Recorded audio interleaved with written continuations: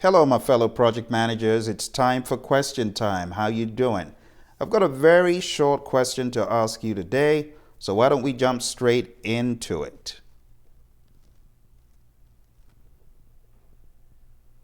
Here is the question. You are in the process of identifying high-level risks, assumptions, and constraints based on the current project environment and organizational factors. Historical data and expert judgment are also being considered in order to propose an implementation strategy. Which process does this describe? Identify risks, plan risk management, develop project charter, or implement risk responses. I'll give you a few minutes to think about it. Hit the pause button if you need more time, and I'll explain the answer to you in just a moment.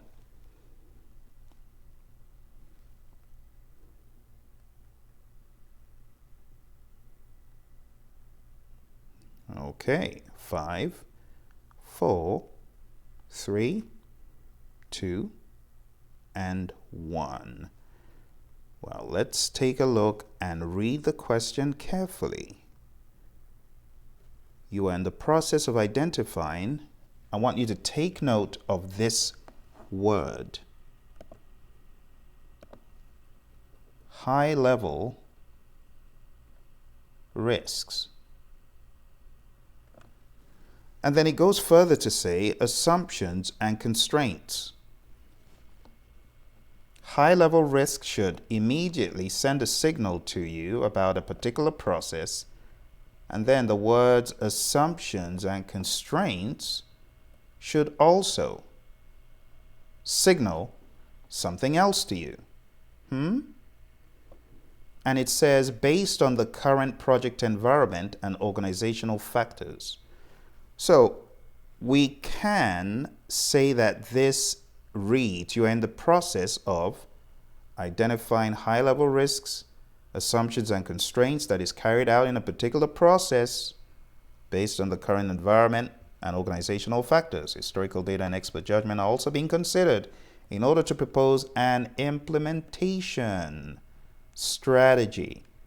Where do you craft this idea of an implementation strategy, my friends? Well, I can tell you it is most assuredly not any of the wrong options. The wrong options here would be, first of all, this one has got to go because this is not where we do anything as far as an implementation strategy. So we can cross out A. Implement risk responses. This would be too late in the day for us to do what is being described. So we have plan risk management and develop project charter. Because it mentions identifying high-level risks, that is immediately a signal to you that it cannot be plan risk management, because this is not where we identify high-level risks. Remember, high-level risks are identified in the project charter.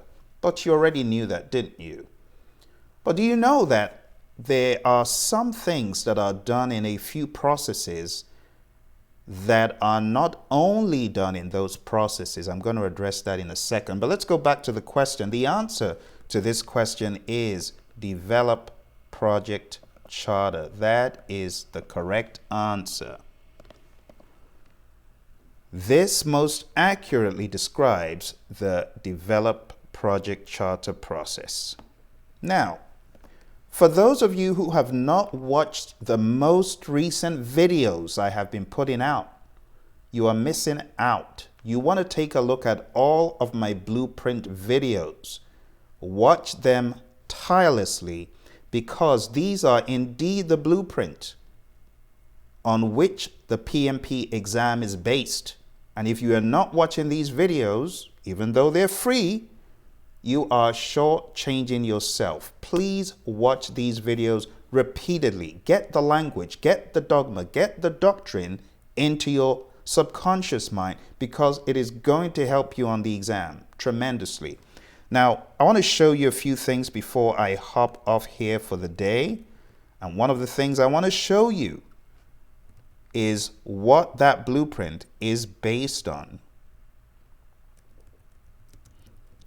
And it is known as the PMP exam content outline. That's right, the PMP exam content outline. So I want to take you back to the question we just looked at for a quick second here. So if we can go back to this question. Do you see the language? You are in the process of identifying high-level risks, assumptions, and constraints based on the current project environment. You see that question, the way it's crafted?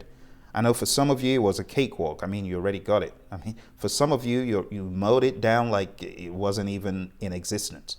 But other people may have struggled. For that reason, I want you to take a look at what I'm about to show you.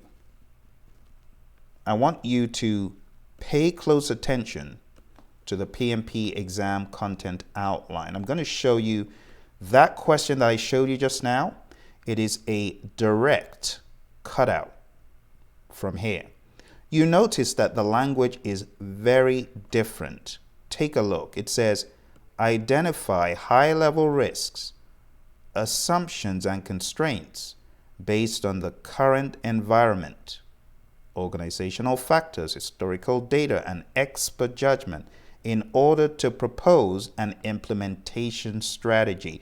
If you had never seen language like this before, you would be struggling with this question. And that's why I want you to watch these videos. As I said in a previous video, I could easily bottle them up and sell them. Sell all these videos. But I ain't going to sell them. I'm going to give them for free right here on YouTube. I've already given you 17 minutes of initiating. Have you watched it? I've given you 30 minutes, 30 solid minutes of planning. Let me show you. I go through the entire gamut of this document, bit by bit, piece by piece, combing through every single one of these tasks. My question to you is, are you watching the videos? Are you taking advantage of the videos? If you're not, I'm sorry. What more do you want me to do? I'm showing you the very blueprint that the exam is based on. If you're smart, one, you watch all the videos in this blueprint series, and I'm going to be waiting for them to hit 500. The moment I hit 500 on initiating and planning, I'll bring you the next one on executing. But I really want people to watch them. So in the tens of thousands of people who follow, I want you to watch the videos. And as you watch these videos, I will introduce new videos. But if no one is watching them, I'm going to wait till more people actually catch on to what is happening here. Because what is happening is I am giving you some of the best content you will ever find in the world of PMP for free. It's ridiculous. How many people have you seen create 3 to 4 hours of content about the PMP exam blueprint? How many? I challenge you, take a look on YouTube. You'll be lucky if you found even one.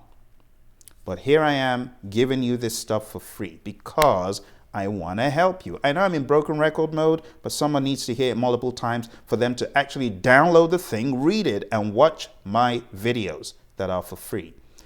This is my way of saying I've taken off ambiguity from the table. It's now in your hands to do what you need to do, because all of this stuff on the exam is very mixed up and ambiguous, right?